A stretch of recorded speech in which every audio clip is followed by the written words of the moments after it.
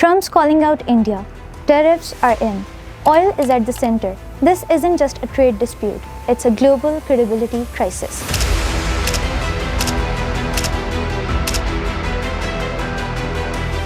On August 4, US President Donald Trump blasted India on his Truth Social account, accusing India of buying cheap Russian oil, refining it, and selling it on the global market for big profits, all while the war in Ukraine rages on.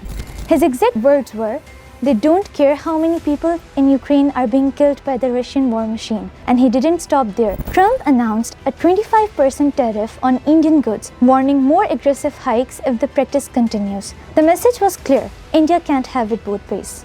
India's government quickly pushed back, defending its energy choices as national interests. The Indian Ministry of External Affairs called Trump's remarks unjustified and unreasonable. They emphasized that India's energy policy is driven by its national interest, not by aligning with one camp or another. And they pointed out a crucial contradiction, that the US and European countries are still importing gas, uranium, and fertilizers from Russia. Yet, India is being singled out over oil. As the drama unfolds, Modi comes in. He's not exactly staying quiet, and nor has he issued any directives to stop Russian oil imports. Instead, at a recent rally, he doubled down on his message of economic nationalism, saying, "We will buy things made by the sweat of Indians." That one statement captured New Delhi's broader stance. India will choose what works best for its economy, not necessarily what pleases the West.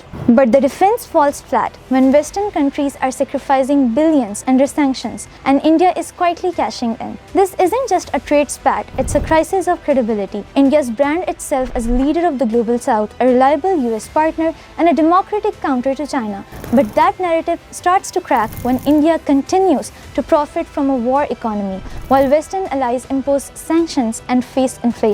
And the fallout? It's already here. India's strategic hypocrisy is now coming at a real price, diplomatically and economically. Trade talks between India and the US have collapsed.